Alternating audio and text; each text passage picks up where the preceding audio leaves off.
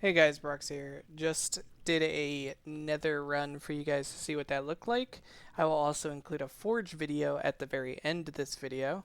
I wanted to let you know I'm releasing two Slormancer videos today. One is this build guide, two is going to be a feedback video, so keep an eye out for that feedback video that's going to come right after this one releases. The point of this build guide is to show you my character as it sits right now, but please understand that this character as it sits right now is nowhere near the damage threshold that this build could be. This build has the upper end damage threshold of about 50 billion DPS, and I'm doing somewhere close to 10 million DPS right now. So we have a long way to go for the damage cap of the build, but I will show build planners going forward from here. If you guys have any questions, obviously feel free to leave them in the comments or find me on Discord. I am in the Slormancer Discord, so if you just find me and ping me, I should be able to see those questions as well. If you guys aren't enjoying this game, I don't know what to tell you. This game is phenomenal. I love everything about it. There are some very minor gripes that I have that we will talk about in the feedback video, but let's jump into the build planner. Alright guys, we are here in the build planner portion of the video, and Saddle Up is going to get wild because I have two different build planners for you guys. I have one build planner which is the early in-game build planner that you should strive for. This build planner should pretty much defeat everything in the game without any question, making your life super easy. But then I put a supreme maximum late game build planner together so that you guys can see what insane damage you could be doing. I will try to also I'll keep a calculator over here so that you guys can understand kind of where this damage is going to potentially go to as I explain how this all works. So we're going to be building around the Big Fury Primordial Staff. This staff is insanely busted for this build because it is going to give us raw damage, max raw damage multiplier. All of our skills are going to be lucky for skill damage for each one of our projectiles, meaning it's going to roll twice and take the highest damage that it rolled. And then it's going to have a 525% increase to our maximum raw damage, but most importantly, because of the time-locked explosions, we're going to get 116% elemental penetration because it is the same as our armor penetration, which allows us to again focus our stats and where we stat allocate to be on more increases to our raw damage as we do that output. So the first thing we're going to take is Arcane Lord. That's going to give us one additional clone. That's a straight multiplier on all of our damage, meaning that we can have 4 clones active at once. We're going to take the necklace as a nether necklace, which adds the legendary effects of the raw damage multiplier from our bracer. So our standard bracer legendary effect we're going to put on our necklace. And then we're going to take Heart of Darkness, which is going to add an evasion multiplier, which you can see off to the side there. We have 55,000 evasion. I will go over kind of the downsides or the benefits of this in a second. We're going to take the Cape of Adirane, I guess that's how you say that, the Warsmith, which is going to give us the 25% Pierce, Fork, and Rebound chance, so we can get all of those to 100%. We're going to take Era's Unbreakable Barrier, which is supremely busted, and this should not exist in this game because it basically turns all damage into a flat number regardless of negation or mitigation effects, meaning that you do not need armor, you do not need HP, you do not need elemental resistances, you need no defensive layers. You will always take this number of damage, which is 1,621 with how we have built. You want to keep your max HP low in this build because the lower the max HP, the lower this number is, which means the less life regeneration we need, which we're going to pick up on the chest to offset the damage, because we're going to pair this with Sorrow's Pact, which is going to take this 1,621 damage and it's going to split that over 10 seconds. That means we're going to take 162.1 damage every second, which, if you see the life regeneration at 266, means that we are effectively immortal. We do not take any damage, and outside of the shadow debuff, which would turn off the life regeneration of our abilities, which is why we are going to get shadow resistance on 4 pieces of our gear so that we can get 100% shadow resistance, which stops us from getting the shadow confusion debuff, which stops our healing. Once we have that 100% shadow debuff negation, then we are effectively immortal with these 2 pieces of gear and a little bit of life regen. Then on top of that, I like to be extra safe in this build and get life regeneration and life regen multiplier, and then Immortal's Grasp, which gives us 26,000 healing over 7 seconds whenever we take damage, which basically means we'd only ever take damage from the last 3 seconds of this, which is about 600 damage, but that 600 damage would be negated by the life regeneration here. Now in the Supreme build planner, we would forego these extra layers of life regen. We would only have the life regeneration from the 266, and then we would add more damage multi to the build so that we can do double the damage. Like it will be insane, the damage that we will output in the final version of the build if you want to take this to the absolute extremes. But that is why we are running these 2 pieces. The regenerative, again, you could make it a duplicate of this ring and have more multiplier on this piece as well.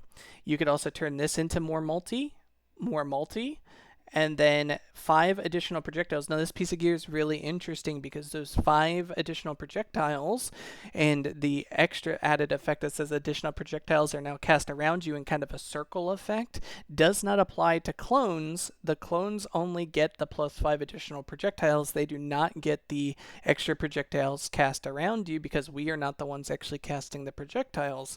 This means, coupled with the rune of the sharpshooter, we get 10 projectile increase for every time the rune comes active, and we're going to couple that with every time you kill a set number of enemies, you're going to keep the rune up. So something in like the Forge, this rune is going to be up 100% of the time, meaning that you are going to have +10 projectiles per clone every single time. And then we're going to also have the node in the tree, the ancestral tree, which gives us +2 additional projectiles, and then a 15% increase on all of our extra projectile that we do have. And then on top of the standard projectiles that we shoot, we will have, I think it's like 13 to 16 extra projectiles. So just for fun, let's use the low side of that. 13 projectiles times 3 times 4 clones, and then we'll hold this number. So each clone, or each time the clones shoot a projectile, they have 156 projectiles that will go out. And then we are going to use the ultimatum movement speed so that we don't have to calc movement speed into our gear. We can use our gear for other more important stats like critical strike chance and ancestral strike chance. And that it rounds out the gear side of things. When you look at this, that means that we're going to have 1.1 million sheet damage with 13,000 elemental, 5,402 life, 6,940 mana. Neither one of these things really matter. We don't use mana, and we want our life to be as low as possible. We do not need armor. We do not need elemental resistance because the belt is completely and utterly broken. This will be the main topic of my feedback video. This belt should not exist. It completely ruins the game. We'll take 55,000 evasion just to make ourselves really hard to hit with any damage anyway, not, negating the need for the belt and the boots to work, at all. But we're going to sacrifice this later, and I'll explain that in a second. We're going to take the Arcane Commander, Arcane Barrier specialization, but we're never going to use this skill. It does not matter. We're also not going to use any Ancestral skills. We don't care about these at all either. We're literally a one-button build. We just cast clones that cast arcane missiles. Super easy and super comfy to play. Whenever you lose life, you restore mana equal to 125% of the damage dealt. Irrelevant.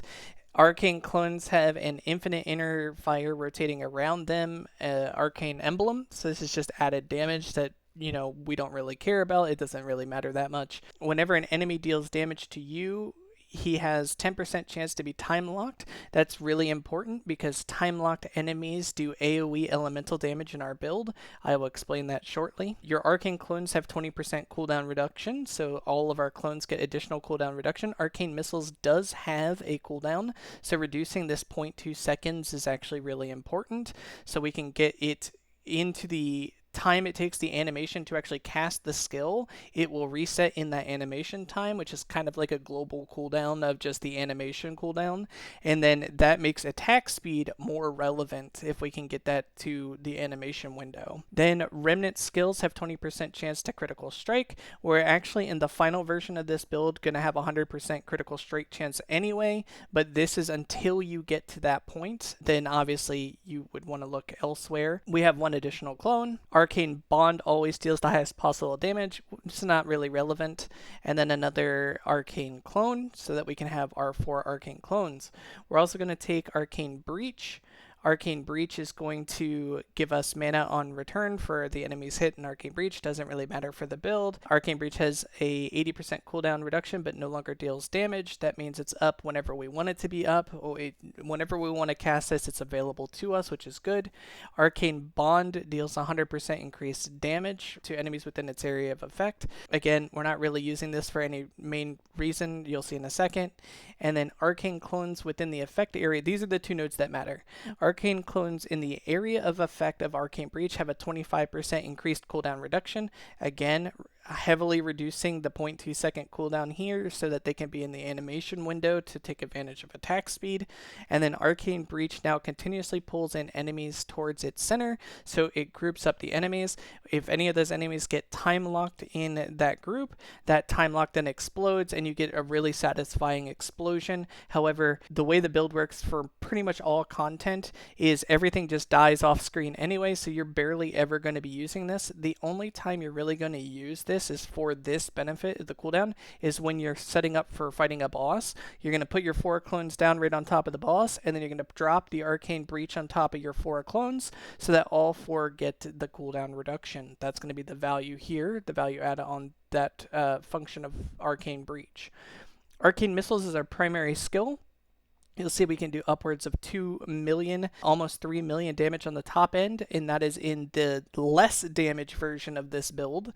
And then from here, Arcane Missiles no longer cost mana at 40% mana. That is why Arcane Missiles is free, and we don't have to prioritize mana or mana regen.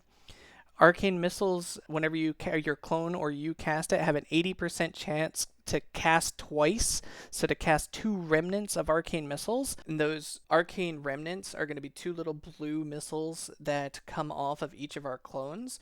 If this was to proc for all of our units, so if we go here and we look at our calculator again, if each of our units was to hit this 80% chance and have the 2 remnants shoot out, it would be 13 missiles on the standard times 4 clones plus 8 remnants. If this was to proc for all of them at the same time, would be 60, and each of those forks with 100% fork rate is 180 projectiles that we would then shoot due to the remnant missiles here. Now, we also obviously get our Arcane Clone from Arcane Missiles, which allows us to place the clones, all 4 of our clones down. And then this is the important part about those remnant missiles. Those 2 remnant missiles that come off of that 80% chance have a chance to time lock enemies. And with the 25% chance that something gets time locked, when it gets time locked, we then are going to explode those enemies for elemental damage. So whenever Arcane Missiles hits an enemy affected by time lock, it deals its lost in time damage as elemental damage to every enemy that is not affected by time lock within 2.5 yards. So as soon as something gets time locked, all the damage accumulation stacks up over time, but as that damage is stacking, it is exploding elemental damage to everything around it that is also not time locked, which is just a massive AoE explosion. It's really satisfying to watch entire screens just explode as soon as something gets time locked. Everything around it just dies instantly. That is from this node pairing with this node with time lock, and also with when enemies hit us, they have a chance to get time locked. So as soon as something gets time locked, the entire screen will just explode with damage. It is a multiplier of our skill damage, and because of Big Fury Staff, we also have 100% elemental penetration. So just like our skill damage, it is true duplication damage of our skill damage. So as much skill damage as we're doing, it's getting duplicated as elemental damage. We have that as elemental penetration. It's basically a 2x multiplier on our damage. It is incredibly strong and incredibly powerful. We'll jump into the Ancestral tree. Again, we don't use any Ancestral strike abilities. That's irrelevant to us. We're literally a 1-button build with dropping Arcane Breach only on bosses.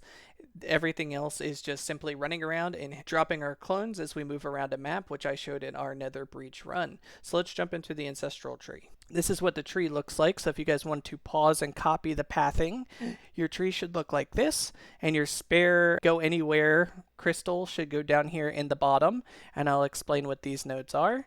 So this one is raw damage, damage to elites, life regen. This is elemental damage that doesn't matter. This is raw damage and raw damage increase. This is projectile speed, pierce chance, knockback projectile, and armor pen. This is elemental damage that doesn't matter. This is crit strike and ancestral strike with crit strike damage and ancestral strike damage, supremely important. And then fork, rebound, damage to elites, and cooldown reduction. So all of these nodes are a valuable string for our build. And then the spare node down here gives us those 2 extra projectiles, and then the 15% increase to all projectiles that we have. So when we look at the stats of the starter endgame build, you guys are going to have 5,000 life, 1,100 regen, 1% life leech, 82 life on hit. Mana doesn't matter. Mana regen doesn't matter. Movement speed from our ultimatum. 23% cooldown reduction, but our clones get an additional 20, and then if they're inside of Arcane Breach for fighting bosses, they get an additional 25%. 83% attack speed. Clones get a native negative 35% attack speed decrease modifier. So technically, this is only about a 50% attack speed modifier because of the negation that they get natively. Then you have your raw damage and your elemental damage. 77% crit chance with 45% chance to ancestrally crit. Armor penetration is going to be equal to our LE penetration because of our big Fury Staff. I don't know why the build planner doesn't calc that. It's one of the only things that doesn't get calced correctly on this build planner. Damage to elites, 133% increase. We're going to have 101 shadow resistance with 55,000 evasion. This stops the shadow confusion debuff. 100% tenacity to stop all slows, snares, stuns, knockbacks, anything that would stop our character from moving. Then we're going to come down here, and everything else should be irrelevant. We're going to get +8 projectiles, and that is before, again, the rune, which gives us an additional 5 projectiles. So that is where all those additional projectiles are coming from.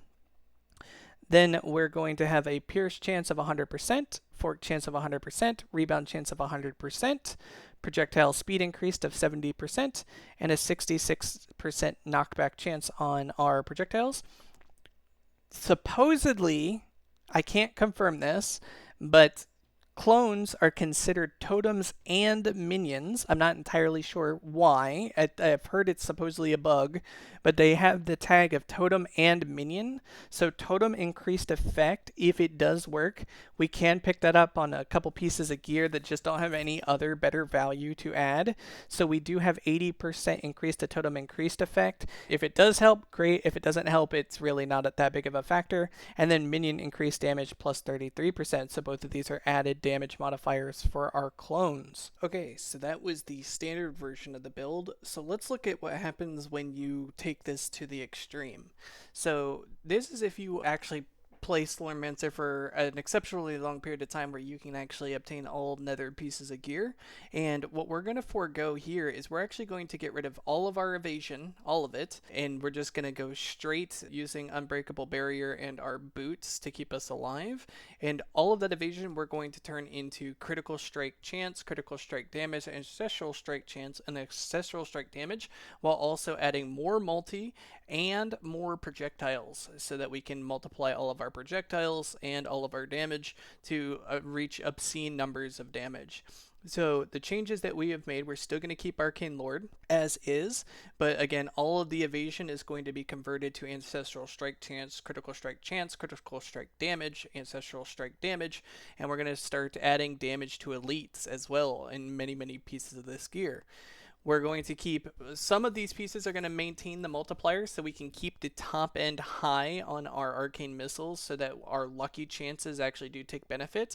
There is an argument that just going full multi-proj and just adding projectiles everywhere, but at my point, I think that's going to start lagging the game a little bit and the screen if you start pumping out thousands of projectiles every time you cast.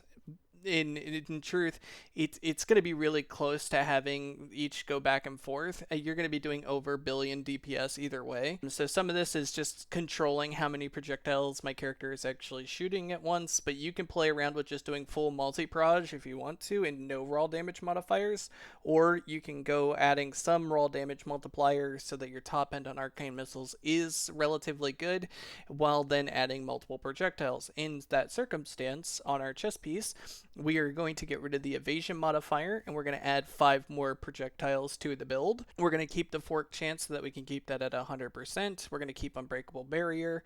We're going to keep another multiplier here and another multiplier here. So all of our accessories are still multipliers, but we're going to change our gloves to add more multi-proj, then more damage multi. So 4 pieces of damage multi, and then 3 pieces of multi-proj, which is going to give us 15 projectiles. With the rune, that's 20 projectiles. With the ancestral tree, that's 22 projectiles. And then with the native arcane clones casting, it's 25 projectiles that we would be shooting. 25 projectiles is an obscene amount of projectiles because, again, each of the clones would be casting 25 projectiles each. That's 100 projectiles. Then with the remnants, that's 108 projectiles. And then each one of those projectiles can fork. So that's 324 projectiles potentially per cast. And then Arcane Missiles is going to do 3 million damage for all of those projectiles. So when you see, if we pulled out the calculator again, just to run the numbers, so it's 25 times 4 clones plus 8 remnants times 3 for the forks is 324 different projectiles times 3 million damage that they could potentially be doing on the top end of arcane missiles. Because we are lucky, we can roll that higher top end. That's going to be 972 million. However, because we are stacking critical strike chance, ancestral strike chance, and getting more damage multi for all of those different windows, then we can actually go into our stats, and we can see that we can obtain 100% critical strike chance with 342% critical strike damage, 102 ancestral strike chance with 564% ancestral strike damage. If we were to lowball these numbers just a little bit, we could just do times 4 times 5 would give us 19 billion. Each one of those, when it time locks, is going to explode for elemental damage. So the potential damage that we could output for each explosion would then be times 2, because each one of our skill damages would then hit for a duplicate amount of that damage, which would then put us at 38 billion damage. And you're starting to see kind of where this is all getting calced. Now, this is all getting calced before damage to elites gets factored in and other factors. So we're going to be hitting well into the billions of DPS with this version of the build. And again, you can actually make some minor adjustments here or there to change the output of the build. For instance, if you wanted to, on pieces like this one, where the raw damage is on the magic stat, if you wanted to move that down and move the critical strike damage up to get more multi over the flat raw damage, you could do that on the ring, and I believe it was the belt could also do that. Yeah, so the raw damage base stat, you could move the critical strike damage up and the raw damage down, and kind of play with the numbers if you wanted to. It's really going to be irrelevant because you're going to be doing, anywhere from 50 to 100 billion DPS. Nothing in this game, I'm sure, can survive this damage output. It's actually obscene. But yeah, you're gonna have some incredible damage. We don't sacrifice our shadow resistance. We don't sacrifice our tenacity. The only thing that we sacrificed for this extra damage was our evasion, which we don't technically need, so we got rid of it, and we picked up the 100% crit with the 100% ancestral strike chance, and then the 20 additional projectiles with the 100 pierce, fork, and rebound chance. Projectile speed, knockback is still good. Totem effect, we got rid of the minion increased effect. So once you obtain this, you'll be doing well into the 50 to 100 billion DPS range if everything goes off and you're doing some crazy forge. But at that point, I think everything dies so fast that you're not even going to ever see those numbers, because everything's just going to instantly die rather than allow you to, stack up the effects on it. So this is the full version of it if you guys wanted to take it to the absolute extreme. I'm sure this could even be refined a little bit more. But yeah, so this is the maximum version of the build. I will put both build planners in the description. And like I said before, I will add a little bit of Forge gameplay of the current version of my build without any of this, so that you guys can see what a Wrath 10 Forge looks like all the way through the Siege Commander. And if you have any questions about the potential of the build after this, feel free to leave a comment or find me on the Discord. Have a good one, guys. We'll do a rank 10 Forge, and we will do a max wave on it.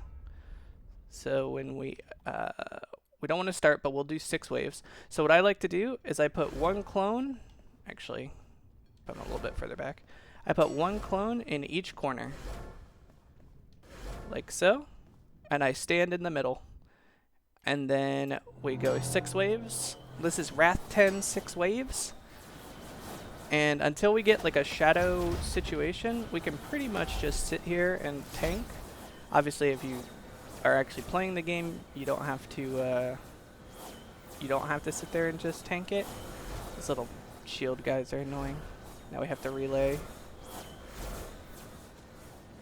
the whole projectile stoppers. We'll do money. Might as well get some money out of this example. And if you just slightly move, obviously don't stand in poison, don't stand in puddles. Poison has a stacking amp, which can actually kill you, so don't stand in that. I mean, there's no way to stop that. It's just a scaling multiplier. So don't stand in poison puddles. They're really dangerous. Even regardless, they're really dangerous. We'll just give them more life. Life doesn't really matter. They can't survive this. So again, each one of my guys is shooting about 13 to 16 projectiles, and then those projectiles are splitting into projectiles, and then we just did 10 million damage right there. So this is what I'm talking about, this shadow symbol one. I actually really want these, so I'm gonna do this, but you can't stand on these until you have 100% shadow resist. So these little shadow icons on the ground, we do have to move away from those. If we get hit by that, our healing is going to stop, and that's going to be very dangerous, especially in Wrath 10. You don't want that to be a situation. So we're just going to casually not try to hit them, because we don't want shadow confusion. Just do this one. Why not? And the way the actual other portion of this build works, the time lock portion is actually really interesting. So when a enemy like this guy right here gets time locked, they're unable to move and they're unable to cast spells. This actually counts as a stun, even though it doesn't say that it's a stun. So if you're using anything that's like a stun proc, time locked is considered a stun. I've noticed that in the game. You can tell because one of the items in the game called the Staff of Upheaval, I was using it, and Upheaval's cooldown resets on getting stunned, and every time I would time lock, it would reset the cooldown. So I found that interesting that time locked is considered a stun in the game. And the benefits of time locking: one, you stop damage outright, and you don't have obviously enemies attacking you, and their little bar turns blue. It looks like they're frozen essentially. But the way the build works and abuses that functionality is that whoever gets time locked, the damage they take in time lock is exploded in an AoE around them and kills everything instantly, because it is doing the full breadth of that. Like, for instance, that guy who took 10 million damage, that is exploding in an AoE around the person that is time locked and killing everything outright. So when we do, when you were seeing that we were clearing rooms and everything was instantly dying, that insta death is coming from the first mob that gets time locked, because it is then exploding around itself and doing another multiplicative amount of damage to everything around it. Now, that damage is considered elemental damage, and arcane missiles is considered skill damage. So we actually have to solve for both. armor penetration and elemental penetration in the build, which you'll see in the build planner when we go over it. We have to solve for both armor pen and elemental penetration because the time-locked explosion is elemental damage. Now, the elemental damage is equal to the skill damage, so we don't have to add elemental damage to the build. That's irrelevant. We just keep stacking skill damage. The skill damage will then obviously explode for the damage it does as elemental damage. All we have to solve for in that front is then the elemental damage portion of the build. So as long as we have the elemental penetration, so we do 100% of that elemental damage to the enemies, then we don't lose any negatives for not stacking elemental damage on the build. We also, so another great thing about the build, as I'm going through this, we'll just give them more life. Another great thing about this build has no reliance on mana, none. 0. So you'll see that my mana bar doesn't move at 40% is because Arcane Missiles casts for free at 40% mana. So it'll use mana down to the 40% mark, and then at the 40% mark, everything becomes completely free. So you don't have to stack mana, you don't have to get mana regen, you don't have to solve for anything mana related. You just can build pure damage, which is phenomenal. We don't have to waste resources on gear or affixes on gear to solve for sustain, and that's a huge component of the build being super casual friendly. Another thing we don't have to solve for is any defenses. We don't need armor, we don't need elemental res, we don't need outside of shadow resistance. Again, we wouldn't need shadow resistance if the shadow debuff didn't exist. Really the problem is we're trying to solve the shadow debuff, so we have to just be cognizant of solving for the debuff itself. Otherwise, shadow damage doesn't do anything to us either. It's purely solving for the debuff that is the core problem that we have in the game. I'm trying to get the commander to spawn so you guys can see a boss fight and what I do for the boss fight. I didn't think it would take this long, but you know, it did things. What is this? Oh, yeah, it's fine. So this little time lock bar where we're doing like 20 million damage to that guy, he's exploding that 20 million damage on top of each multi-proj hit that is hitting enemies, and that multi-proj, that elemental explosion is what is doing the massive AoE pop that is killing everything. So when you go in and you see like entire rooms just disappear, it's from that time-locked explosion. So we're still going. This is what I do. I just move in circles so I don't stand in anything. So like when there's a lot of things in this game are after death effects, but they're not done distastefully like in Path of Exile, where you know they happen instantly or they don't give you like an identifier that you're about ready to get hit by an after death effect. You're told and you're given like a very clear telegraph of what's about ready to pop on the ground. So I just like to move in a circle. Generally, if you move in a circle in this game, you'll outlast the debuffs on the ground, and then you won't get hit. You won't take damage or anything like that, because everything generally trails you. So as long as you, like again, I'm on a controller, as long as you just do like a, counterclockwise circle or a clockwise circle, you can go this way if you want, whatever feels natural for you. You're generally not going to take any damage from ground effects. So that's what I do. I just go wee like this in a circle. And then obviously if we don't have any ground effects, I don't have to move too much. It just depends on what, obviously what wave you've chosen, what thing you've chosen. I always like to give them more movement speed just to speed them up out of the door. I find that it helps speed up the wave times if they can move a little faster and get to my my clones a little faster, so that we can get through these waves a little bit quicker. But you can see this is Wrath 10 with 6 waves, so this is basically max Forge to my knowledge. And the only time this would be bad, so 2 things I never recommend, don't do these things.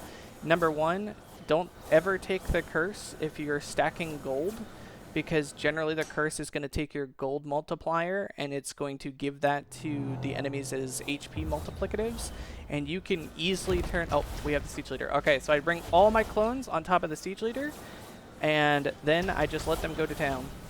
So you can see I put them all here. And we just wait. He should get time locked at some point, but apparently not this time. But you'll see, they're just chewing through him. And he's dead. And that's it. And then we put them back to their spots. We'll call the run here, though. And then you're good to go, and you can keep going. Alright, we need... Oh, we're not going to get it. I'm looking for the activation rune that is on kills, and I still have not gotten it. That is, you'll see in the build planner, that's one. So we made a little bit of stuff here, so we can just take this, we'll leave. And we'll go out. Not a bad run, quick 25 waves. Oh, but the 2 waves to never take. Never take the curse if you're stacking gold, because you will drastically hurt yourself in wave 10. They'll start having billions and billions of HP. And if you don't do billions and billions of DPS, you're going to just basically kind of slow down your progress significantly. In the video clip at the very beginning of this video where we did a billion DPS, that was the thing that I did. I took the gold increase and I gave them a 700% multiplier on their HP, and everybody had like 21 billion HP, and that's why it was taking so long to kill anything, and thus allowing me to do a billion DPS, because we were hitting so many enemies for billions of damage before they were obviously dying. But we did survive that. We did get the loot from that, but I don't recommend it because you basically have to stop the game, because you don't want to be sitting there trying to do billions of DPS for 3 hours. The other one to never take is the one where it heals a percentage of the enemy mobs, because they scale HP faster than you scale damage generally, and you just will brick your forge and you'll lose whatever you've done. So I highly recommend never taking that. You will basically lose everything that you've been working for when you do that, and don't do that. Very bad. Very, very, very bad.